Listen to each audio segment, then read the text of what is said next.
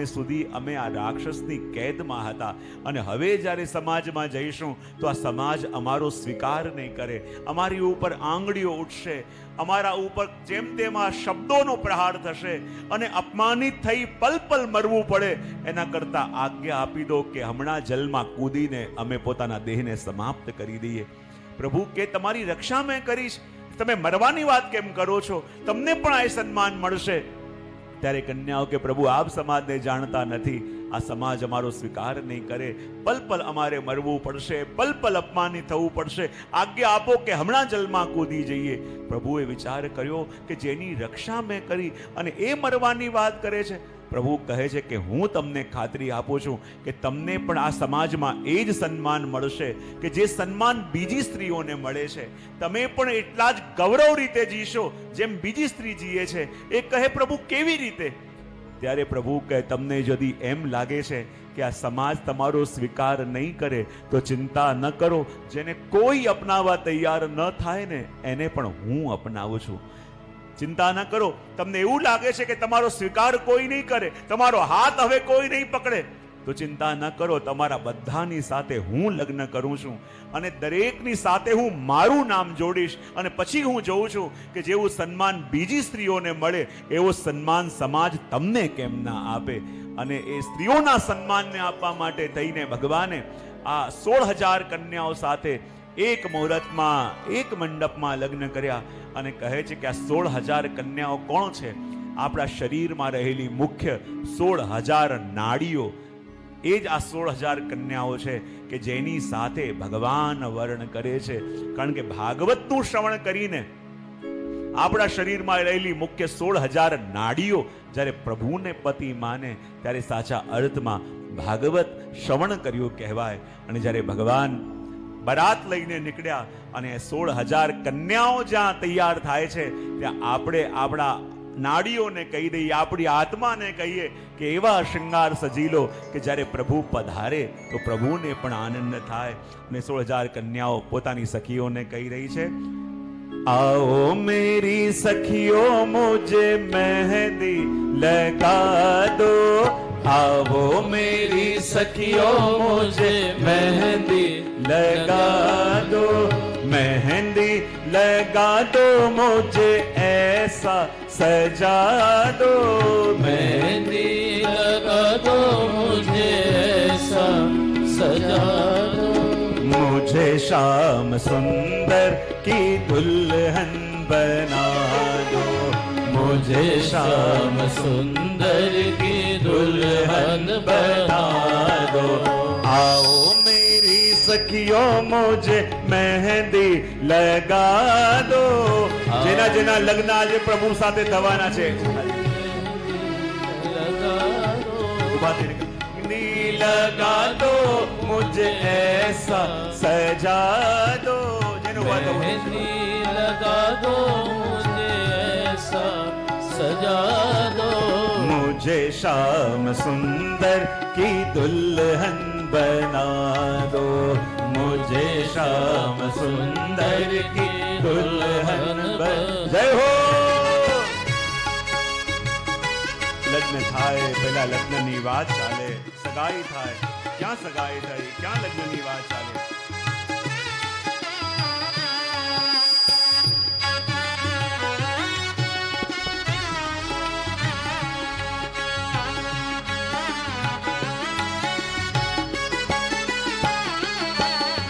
सत्संग में मेरी बात चलाई, सत्संग में मेरी बात चलाई, सतगुरु ने मेरी कीनी सगाई, सतगुरु ने मेरी कीनी सगाई, सत्संग में मेरी बात चलाई, सत्संग में मेरी बात चलाई, सदगुरु ने मेरी कीनी सगाई, सदगुरु ने मेरी कीनी सगाई, उनको बुला के हथ लेवा तो करा उनको बुला के हथ लेवा तो करा दो।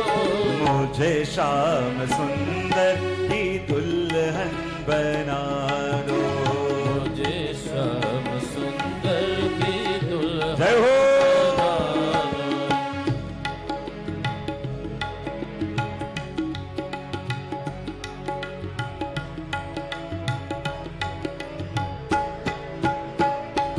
जय हो।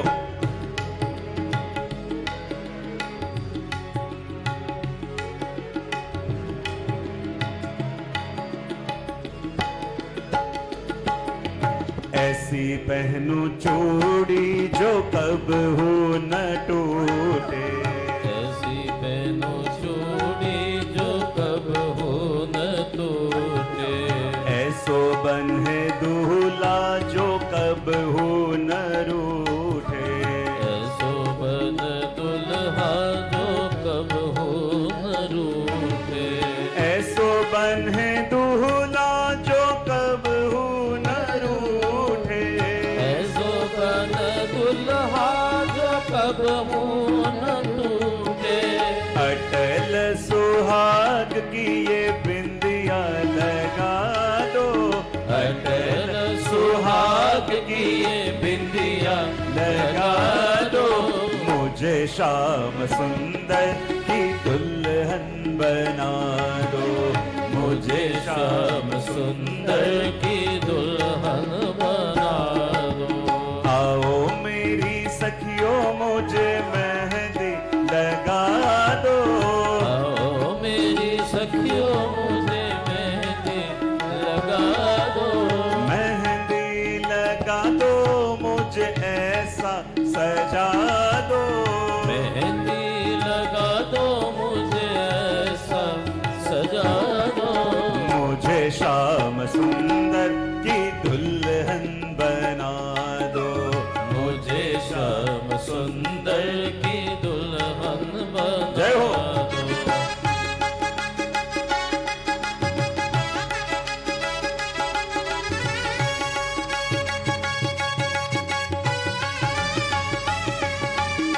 दो।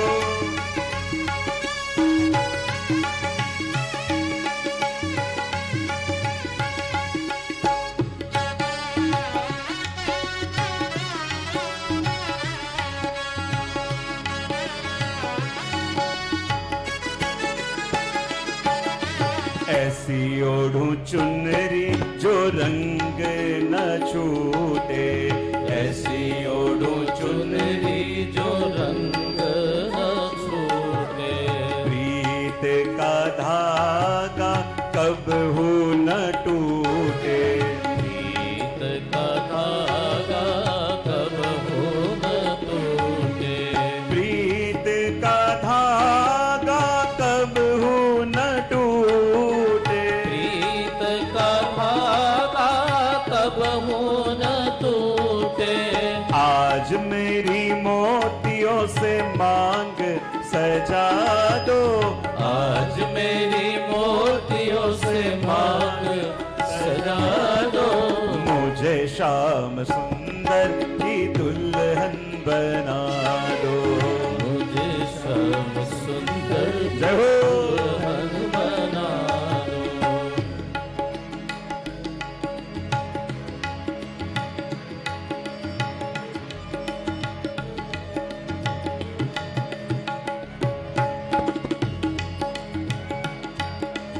जय हो।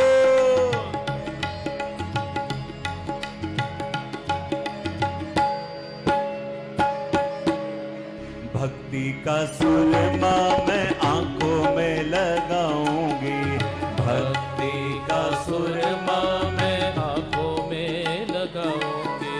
भक्ति का सुरमा मैं आंखों में लगाऊंगी। भक्ति का सुरमा मैं आंखों में लगाऊंगी।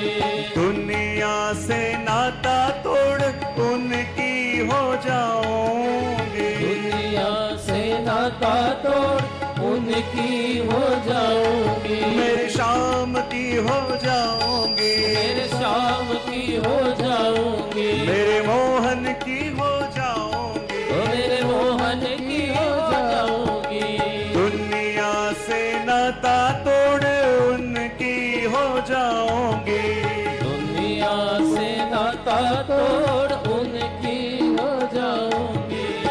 सदगुरु बुला के मेरे फेरे तो करा दो, सदगुरु बुला के मेरे फेरे तो करा दो, मुझे श्याम सुंदर की दुल्हन बना दो, मुझे श्याम सुंदर की दुल्हन बना दो।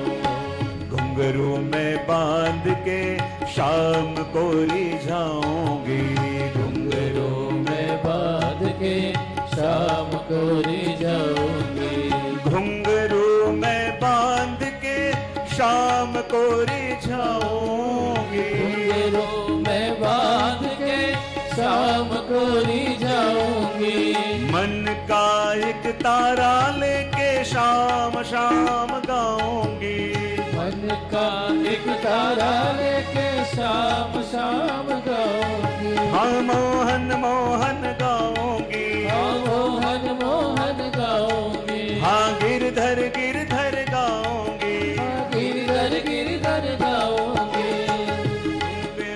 तारा लेके शाम शाम गाऊंगी, मन का एक तारा लेके शाम शाम गाऊंगी, सदगुरु बुला के मुझे विदा तो करा दो, सदगुरु बुला के मुझे विदा तो करा दो, मुझे श्याम सुंदर की दुल्हन बना दो, मुझे श्याम सुंदर की दुल्हन बना दो, आओ मेरी सखियों मुझे मेहंदी लगा दो, आओ मेरे सखियों मुझे मेहंदी लगा दो, मेहंदी लगा दो मुझे ऐसा सजा दो, मेहंदी लगा दो मुझे ऐसा सजा दो, मुझे श्याम सुंदर की दुल्हन बना दो, मुझे श्याम सुंदर की दुल्हन बना दो, हाँ मुझे मेरे मोहन की दुल्हन बना दो, मुझे मेरे मोहन की दुल्हन बना दो, हाँ मुझे मेरे गिरधर की दुल्हन बना दो, मुझे मेरे गिरधर की दुल्हन बना दो, हाँ दुल्हन बना दो, आ दुल्हन बना दो, हाँ दुल्हन बना दो, आ दुल्हन बना दो, मुझे श्याम सुंदर की दुल्हन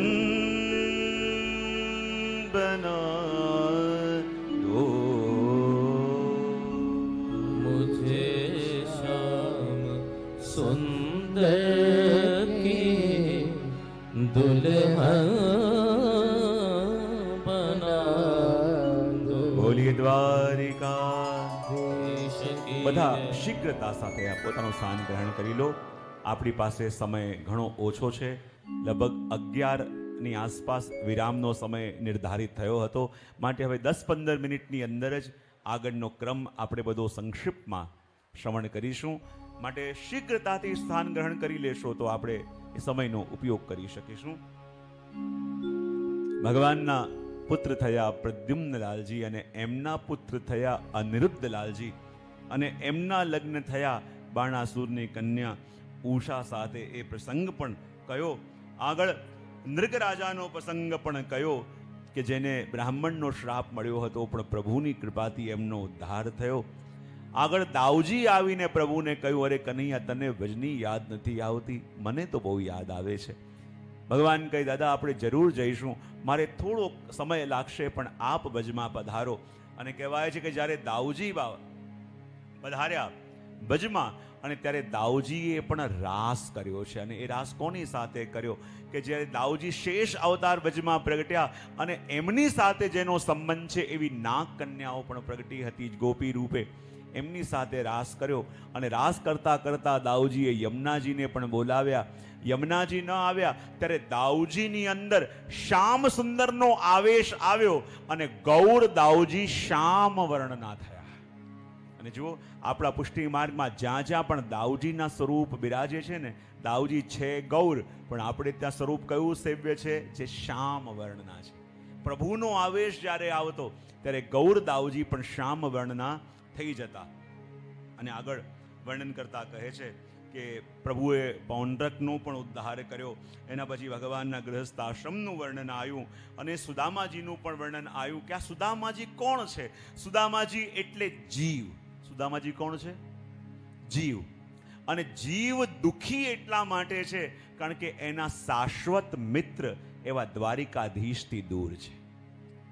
દ્વા સુપર્ણા સયુજા સખાયામ સમાન વૃક્ષ પરિશસ્વ જાતે. ઉપનિષદોની અંદર વર્ણન આવે છે ને કે બે શાશ્વત મિત્રો છે. બોલે કોણ? એક જીવ અને બીજા પ્રભુ. અને જીવ અભાવમાં ત્યાં સુધી છે, જીવ દુઃખી ત્યાં સુધી છે કે જ્યાં સુધી એના શાશ્વત મિત્રથી દૂર છે. અને સુદામાજી દુઃખી છે, ગરીબ છે, અસહાય છે. એટલા માટે કારણ કે જાણે છે મારા મિત્ર દ્વારિકાધીશ છે, પણ મિત્રથી દૂરી બનાવી લીધી છે. મનમાં સંકોચ છે કે હું જઈશ તો એ રાજાધિરાજ મારું સન્માન મને બોલાવશે કે કેમ, પણ એ મનનો સંકોચ દૂર કોણ કરે? બોલે સુદામાજીના પત્નીએ કહ્યું કે તમે પ્રભુને મળવા જાઓ. અને પત્ની સ્વરૂપે અહીંયા કોણ છે? બોલે ગુરુ છે. અને એ ગુરુ જીવરૂપી સુદામાજીને કહે છે કે તમે દુઃખી એટલા માટે છો કે તમારા શાશ્વત મિત્ર એવા દ્વારિકાધીશથી દૂર છો. જો જીવનમાં પરિવર્તન લાવવું છે, પ્રયત્ન છોડો, શરણાગત થાઓ. અને જ્યારે એના શરણે જશો ત્યારે ભાગ્ય બદલાશે. અને ગુરુરૂપી પત્નીની વાત સાંભળી જીવરૂપી સુદામા જ્યારે પ્રભુને મળવા માટે ગયા ત્યારે પ્રભુ ભાગતા ભાગતા આવ્યા, હૃદયથી લગાવ્યા, એમનું સ્વાગત કર્યું. અને જ્યારે પ્રભુને મળીને આવ્યા, આપણે બધા જાણીએ છીએ સુદામાજીનું ભાગ્ય બદલાયું.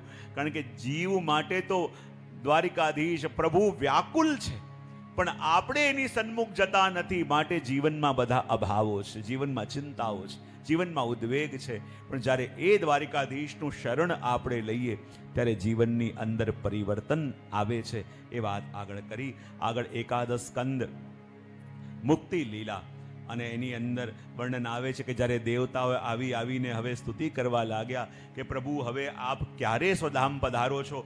આપનો વિયોગ સહન થતો નથી. ને દેવતાઓની ઈચ્છા જાણીને ભગવાને પણ મોટા મોટા ઋષિ મુનિઓને દ્વારિકામાં આમંત્રિત કર્યા. જગ્યા જગ્યાએ યજ્ઞો થવા લાગ્યા. અને ત્યારે ઋષિઓની મશ્કરી કરવા માટે જેટલા બાળકો હતા પૂર્ણા એ ગયા અને શાંબને સ્ત્રીનું રૂપ ધારણ કરાયું, ગર્ભવતી સ્ત્રીનું. અને ઋષિની મશ્કરી કરતા પૂછવા લાગ્યા કે આ સ્ત્રી ગર્ભવતી છે અને પુત્ર થશે કે પુત્રી? ઋષિ સમજી ગયા કે મશ્કરી કરવા આવ્યા છે. કહ્યું ન તો પુત્ર થશે ન પુત્રી થશે, પણ તમારા આખા કુળનું નાશ કરવા વાળું મૂષળ નીકળશે. જ્યાં વસ્ત્ર દૂર કર્યા લોઢાનું મૂષળ નીકળ્યું. બોલે આનું કરીએ શું? પ્રભુ પાસે જતા બીક લાગી. ઉગ્રસેનની સલાહ લીધી. ઉગ્રસેને કહ્યું કે બીક તો આ લોઢાના મૂષળથી છે, એવું કરો આને ઘસી દો, ધાર નહીં રહે તો બીક નહીં રહે. અને એને ઘસ્યું. જ્યાં ઘસ્યું ત્યાં લોઢાના ભૂક્કાને કારણે ભાલા જેવા ઘાસ જાગ્યા. આટલો ટુકડો વધ્યો, જલમાં નાખ્યો, મછલી ગળી ગઈ. અને જરા નામના શિકારીએ માછલી પકડી. એના અંદરથી આ મૂષળનો ટુકડો નીકળ્યો. એનાથી એમણે પોતાના તીરની અણી બનાવી અને એ તીર જઈને પ્રભુના ચરણોમાં વાગશે. અને અહીંયા વસુદેવજી એકલા પોતાના મહેલની અંદર ચિંતિત છે. ચિંતિત એટલા માટે છે કે જુઓ કેવા અમારા ભાગ્ય કે ભગવાને કૃપા કરી અને પ્રભુ સ્વયં મોક્ષ આપવાવાળા ભગવાન અમને પુત્ર રૂપે મળ્યા. પણ એ મોક્ષ આપવાવાળા ભગવાનથી પણ અમે માંગીને શું માંગ્યું? બોલે સંસાર માંગ્યો કે અમારા મૃત પુત્રોને લઈ આવો. જે બંધનથી છોડાવવા વાળા છે એનાથી બંધન માંગ્યા. માટે વસુદેવજીનું મન ખિન્ન છે. ત્યાં જ નારદજી આવ્યા અને નારદજી આવીને ભાગવત ધર્મનો ઉપદેશ આપ્યો.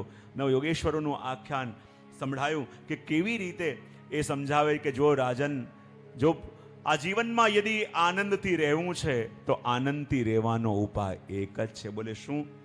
કાયેન વાચા મનસેન્દ્રિયે વા બુદ્ધ્યાત્મના વા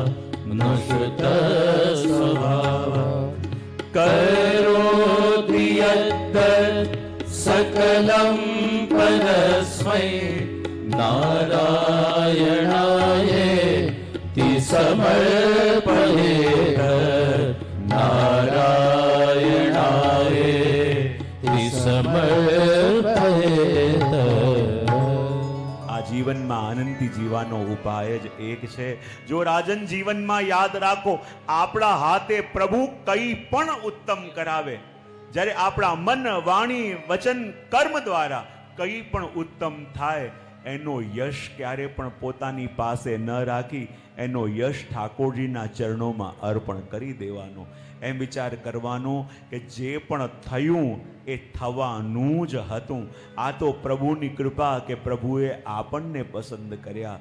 અને જ્યારે કોઈ પણ આયોજન, કોઈ પણ કાર્યની અંદર જ્યારે કરતા મટીને નિમિત્ત બની જઈએ, ત્યારે આખા કાર્યની બાગદોડ પ્રભુ એમના હાથમાં લઈ લેતા હોય છે. અને આ ભાગવત ધર્મનો ઉપદેશ પણ આપ્યો. અને પછી ભગવાન પ્રભાસ ક્ષેત્ર પધાર્યા, ઉદ્ધવજી આવ્યા, ભાગવત ધર્મનો ઉપદેશ આપી, પાદુકા આપી, બદ્રિકાશ્રમ જવાની આજ્ઞા કરી, પ્રભુના ચરણોમાં તીર વાગ્યું, જેને આપણે ત્યાં આસુર વ્યામો લીલા કહેવામાં આવે. આસુરી જીવોને મોહ પમાડવા માટે કરવામાં આવેલી લીલા પ્રભુ તો નિત્ય અહીંયા જ બિરાજે છે. દ્વાદશ સ્કંદ આશ્રય લીલા, કલિકાલનું વર્ણન પણ કર્યું અને કલયુગનું વર્ણન કરીને અને સુખદેવજી મહારાજ પરીક્ષિતને કહે છે કે જો પરીક્ષિત તારા મનની અંદરથી એ ભ્રમ કાઢી દેજે કે તક્ષક આવીને તને ડસશે. તક્ષક આવતો જ હશે અને જ્યારે ડસશે ત્યારે તારા શરીરને ડસશે, તારી આત્માને નહીં. તારા શરીરને બાળશે, પણ તું શરીર નથી, તું આત્મા છું, જેને વાયુ સૂકવી શકતો નથી, અગ્નિ બાળી શકતો નથી, તલવાર કાપી શકતી નથી. બતા પરીક્ષિત તારી અવસ્થા શું છે? ત્યારે પરીક્ષિતે કહ્યું, ધન્ય થયો છું, કૃતાર્થ થયો છું, કૃતકૃત થયો છું. મારા મનમાં કોઈ સંશય નથી, મારા મનમાં કોઈ ભય પણ નથી. અને હવે તો જ્યાં જોઉં ત્યાં મને પ્રભુના દર્શન થઈ રહ્યા છે. અને ભાગવતના 5 ફલોને જ્યાં પ્રગટ ફલિત થતા જોયા, સુખદેવજી નિશ્ચિંત થયા અને ઊભા થઈને જવા લાગ્યા કે મારે હવે જવું પડશે, કારણ કે તક્ષકને આવવાનો સમય થયો છે. પરીક્ષિત ચરણોમાં પડ્યા, ચરણ પકડી લીધા કે હે ગુરુદેવ, અમને મૂકીને ન જાઓ. આપ તો એ છો કે જેને મને જીવતા પણ શીખવ્યું, મને મરતા પણ શીખવ્યું. મારા મૃત્યુને મહોત્સવ બનાવવાની કલા પ્રભુ આપે શીખવી છે. તક્ષકને આવવાનો સમય થયો છે, એ જ ઈચ્છા છે. જ્યારે તક્ષક આવીને ડસે તો આપના દર્શન કરતા કરતા હું આ દેહનો ત્યાગ કરું. કૃપા કરી અમને છોડીને ન જાઓ. શિવદેવજી કે મારે જવું જ પડશે, કારણ કે જ્યાં સુધી તારા ગુરુ તારી સામે બેઠા છે, કાળનું પણ સામર્થ નથી કે તારી પાસે આવી શકે. હું જઈશ પછી એ આવી શકશે. અને જ્યારે સુખદેવજી મહારાજ ઊભા થયા, પરીક્ષિતના માથા ઉપર હાથ મૂક્યો, એ જ વખતે પરીક્ષિતને સાક્ષાત ઠાકોરજીના દર્શન થઈ ગયા અને એની જોર જઈને પ્રભુમાં સમાઈ ગઈ. હવે તો ખાલી આ શરીર હતું. અને જ્યાં સુખદેવજી ગયા, પરીક્ષિતના પુત્ર જન્મે છે, આદેશ કર્યો કે આખા વિસ્તારને ઘેરી લો, કે એક પરિંદો પણ અંદર પર ન મારી શકે. આખી સેનાએ ઘેરી લીધું. તક્ષક આવ્યો, માયાવી છે, સૂક્ષ્મ રૂપ ધારણ કરી પ્રભુની ફૂલની ટોકરી સાથે આવ્યો. પણ જ્યાં પરીક્ષિતની અવસ્થા જોઈ, સીધા ડસી ન શક્યા. એની પ્રદક્ષિણા કરી, જ્યાં ડંખ માર્યો, એમ જેમ કપૂરની ગોળી બળે એમ પરીક્ષિતનો દેહ બળવા લાગ્યો. પણ પરીક્ષિતનો તો પ્રાપ્તિ સ્વયં પ્રભુમાં થઈ છે, માટે લોકો પુષ્પવૃષ્ટિ કરવા લાગ્યા. આકાશમાં દેવતાઓની દુંદુભીઓ વાગવા લાગી અને કહેવા લાગ્યા, બોલીએ સુખદેવજી મહારાજ કી જય, શ્રી ભાગવત ભગવાન કી જય, પરીક્ષિત મહારાજ કી જય. પરીક્ષિતના પુત્ર જન્મે જે સર્પ યજ્ઞ પણ કર્યો, પણ સમજાવાથી કે જે થયું એ વિધાન છે અને તક્ષકે અમૃતનું પાન કર્યું છે, એનું કંઈ બગાડી શકાશે નહીં. અને આ પરીક્ષિત મોક્ષની કથા સાથે હું મારી વાણીને વિરામ તરફ લઈ જાઉં. એનાથી પૂર્વ આ આયોજનની અંદર જે પણ નિમિત્ત બન્યા, આ આખી આયોજન સમિતિ પુનઃ એકવાર જગદીશભાઈ પીશા, વિનોદચંદ્ર આર પરીખ, પ્રકાશચંદ્ર કે દલાલ, મુખ્ય મનોરથી એવા વિનોદચંદ્રભાઈ, સહ મનોરથી એવા કુમુદબેન શાહ, એમનો પરિવાર આ આયોજનની અંદર પ્રત્યક્ષ રૂપે, પરોક્ષ રૂપે જે પણ મનોરથી બની, વોલિયન્ટરની સેવા આપી, વ્યવસ્થાઓની સેવા આપી, જેણે પણ આ ઉત્સવમાં ભાગ લીધો, એ દરેકને અંતઃકરણના આશીર્વાદ આપીએ છીએ. અને એ જ વિનંતી પ્રભુને કરીએ છીએ કે 7 દિવસ આપણે ભગવાન વેંકટપતિના ચરણોમાં બેઠા ભાગવતનું શ્રવણ કર્યું, એવી કૃપા કરીએ કે ભાગવત ભગવાન કૃપા કરે અને પ્રભુના ચરણોમાં પ્રીતિ થાય, અને પ્રભુ એવી કૃપા કરે કે ભાગવતની કથામાં આપણી રતિમતી અને ગતિ થાય. કારણ કે જે કૃપા ભગવાન કરે છે એવી જ કૃપા શ્રીમદ ભાગવતજી પણ કરે છે. અને એના સન્નિધિમાં, એના સાનિધ્યમાં આપ બેઠા અને આપ સૌની સાથે ખરેખર ખબર ન પડી કે ક્યાં 7 દિવસો વ્યતીત થયા, અને પ્રભુના શરણોમાં બેસીને, પ્રભુના ચરણોમાં બેસીને આપણે મળીને આ ભાગવતની યાત્રામાં ચાલ્યા છે. જેમ યાત્રા ચાલે છે એમાં 7 દિવસની ભાગવત યાત્રા આપણે સાથે મળીને સર કરી છે. તો પુનઃ એકવાર આપ સૌને મારા અંતઃકરણની શુભકામના આપું છું, અંતઃકરણના આશીર્વાદ આપું છું. કથા કથનમાં, શ્રવણમાં કોઈક દોષ રહી ગયો હોય તો એના પરિહાર માટે 3 વાર હરિ નામના ઉચ્ચારનું વિધાન છે, તે ઉચ્ચાર કરીશું.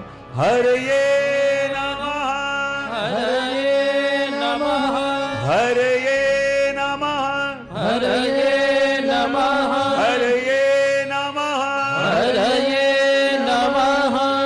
આ દિવ્ય આપણા ભાગવતજીના આયોજનની અંદર જ્યારે આ બેઠકજીની બધાઈ આપ સૌને આપી, અને જો એટલા ઉમળકાથી વૈષ્ણવ પણ જોડાયા, અને જે આ ઉત્સવમાં જોડાયા છે, એમાં સહભાગી થયા છે, એમને પણ અંતઃકરણના આશીર્વાદ આપીશું. કારણ કે જો આ આયોજન જે છે બેઠકજીનું, એ માત્ર કોઈ એક વૈષ્ણવનું નહીં, એ આપણા સમસ્ત પુષ્ટિ માર્ગીય વૈષ્ણવોનું કર્તવ્ય છે. જે વલ્લભે આપણા કલ્યાણ માટે 3 વાર ચરણોથી ચાલીને આખા ભારતની પરિક્રમા કરી, એમના બેઠકજી જે આપણા પુષ્ટિ માર્ગની ધરોહર કહેવાય. નવા સ્થાનો ભલે ગમે તેટલા બને, પણ આ 84 બેઠક તો 84 બેઠક રહેવાની છે. અને એ જ મૂળ 84 બેઠકમાંના આ 46માં અને 49માં આ બંને બેઠકના નિર્માણના કાર્યને વેગ આપવાનું સૌભાગ્ય યદી આપણને મળ્યું, તો આ આપણી ઈચ્છા નહીં, આ શ્રી વલ્લભની ઈચ્છા છે કે એમના કાર્યમાં એમણે આપણની પસંદગી કરી છે. તો જે પણ આ ઉત્સવના કાર્યમાં જોડાયા એ બધાને પણ બધાઈ આપું છું. અને બીજી પણ એક સૂચના, આપણા પુષ્ટિ પરિવાર દ્વારા જ્યારે અનેક પ્રવૃત્તિઓ ચાલે છે ને, એમાંથી એક સંકલ્પ આપણે કર્યો હતો કે વૈષ્ણવોની ટહેલ કેમ કરીને થાય. કારણ કે બહુ વર્ષો પહેલાની ઘટના હું તમને કહું છું કે એક જગ્યાએ એક જ્ઞાતિનું એક ફંક્શન હતું, અને એમાં અમારે જવાનું હતું, અને જે પણ બહુ નબળા પરિવારવાળા છે એમને અમારા હાથે એક અનાજની કીટ આપવાની હતી. અમે ત્યાં ઊભા હતા અને એક પરિવાર આવતા જાય અને એને અનાજની કીટ આપવાની. અને એમાં એક વ્યક્તિને મેં એવા જોયા જેને હું જાણતો હતો. એક સમયમાં એ ખૂબ સમૃદ્ધ અને ખૂબ એ શહેરમાં એમનું નામ એવા વ્યક્તિ હતા, પણ કાળક્રમે એવા નુકસાનો એમને થયા કે એ વ્યક્તિ આ રાશન લેવા માટે પોતે આ લાઈનમાં ઊભા હતા, અને એણે મને જોયો, હું એમને જોયો, હું એમને જાણી ગયો, અને એમને પણ એટલો સંકોચ થયો કે જ્યારે પાસે આવ્યા આંખમાં આંસુ હતા અને કીટ લઈને ચાલ્યા ગયા. ને જ્યારે હું રાતે ઘરે ગયો મને નિંદર ના આવી. લાગ્યું કે આજે આપણે 5 થી 6 કરોડની સંખ્યામાં વિશ્વમાં વૈષ્ણવ હોઈએ, અને એક વૈષ્ણવનું પરિવાર યદી આ અવસ્થામાં આવી જાય તો આપણા માટે પણ બહુ દુઃખની વાત છે. અને ત્યારે સંકલ્પ કર્યો કે કેમ કરીને આપણે વૈષ્ણવની ટહેલ કરી શકીએ. જો જ્યારે વૈષ્ણવની સેવા આવે ત્યારે આપણે વૈષ્ણવને પ્રસાદ લેવડાવી દઈએ, વૈષ્ણવને કંઈક ડોનેશન આપી દઈએ, કંઈ અનાજની કીટ આપી દઈએ, આ બધું કરીએ છીએ, સારું છે, પણ કરીને ઇનડાયરેક્ટલી આપણે આપણો હાથ ઉપર અને એનું માથું નીચે ઝુકાવીએ છીએ. તો શું કરવું? ત્યારે મને વિચાર આવ્યો કે યદી એમને પરાધીન કરીએ છીએ તો પણ ખોટું થઈ રહ્યું છે. કારણ કે એમના અંદર આપણે એક લઘુતા ગ્રંથિ જગાવી રહ્યા છે કે હું, મારી અંદર યોગ્યતા નથી, તો શું કરવાનું? તો મારા મનમાં વિચાર આવ્યો કે દરેક વ્યક્તિનું આખો જીવન વ્યાપન આપણે કહીએ, બાળકોની સ્ટડી કહીએ, એનું આરોગ્ય કહીએ, તો એ જોડાયેલું હોય છે વ્યક્તિના વ્યવસાય સાથે. યદી જે વ્યવસાય વૈષ્ણવ કરતો હોય એ જ વ્યવસાય યદિ કોઈ બીજો મોટો વૈષ્ણવ પણ કરતો હોય, એમની સાથે યદિ એમને કનેક્ટ કરવામાં આવે અને કહેવામાં આવે કે તમે બહાર જે કરતા હો, પણ આ વૈષ્ણવ એ જ કાર્ય કરી રહ્યો છે, તો શું તમે એમને ઓર્ડર આપીને એમને સપોર્ટ ન કરી શકો? જો આવું થાય તો આખો વૈષ્ણવ સમાજ ઉપર આવે કે ન આવે? અને એ પ્રક્રિયા દરેક શહેરની અંદર આપણે પ્રારંભ કરી છે કે જેનાથી પરસ્પર વૈષ્ણવનો વ્યવહાર વધે. અને હું તો એમ માનું છું કે કોઈને સક્ષમ અને પગભર બનાવો કે જે પોતે પોતાના સ્વમાનથી પોતાના પરિવારનો નિર્વાહ કરી શકે. હું સાચી સેવા એને માનું છું. આ તો આપણે હેલ્પ કરીએ છીએ, સારું છે, પણ હેલ્પ કરીને એના ઉપર શું વીતતી હશે ને એ ક્યારેક વિચારી જોજો. જ્યારે એનું સેલ્ફ રિસ્પેક્ટ, જ્યારે એની પોતાની મર્યાદા, જ્યારે એના પોતાનો ગૌરવ ખંડિત થતું હોય, એ એની મર્યાદા છે કે બિચારાને હાથ લાંબો કરવો પડી રહ્યો છે, પણ એ આપણા માટે શરમની વાત છે કે આપણા બેઠા હોવા છતાં એણે આ પરિસ્થિતિનો સામનો કરવો પડ્યો છે. તો એની ગતિવિધિઓ મેં શરૂ કરી છે. તો એના માટે દરેક શહેરની અંદર એક સમિતિ 10-10 જણની બનાવી છે. તો અહીંયા હું એમ જ આટલું કહીશ તમને કે જે શહેરમાંથી તમે આવો છો ને, ખાલી 11 જણ જે એક્ટિવ હોય એના નામની એક સમિતિ બનાવીને તમે અમારી સાથે ધર્મેશભાઈ છે કે મહેશભાઈ છે, એને ભલે પાછા જઈને ચર્ચા કરી તમે મોકલી આપજો. અને તમારે કેવી રીતે આમાં આગળ વધવાનું, શું શું કરવાનું, એનું આખું ગાઈડન્સ અમે તમને આપીશું. અને શહેર લેવલ પર કાર્ય કરીને પછી એને રાજ્યથી કનેક્ટ કરીશું.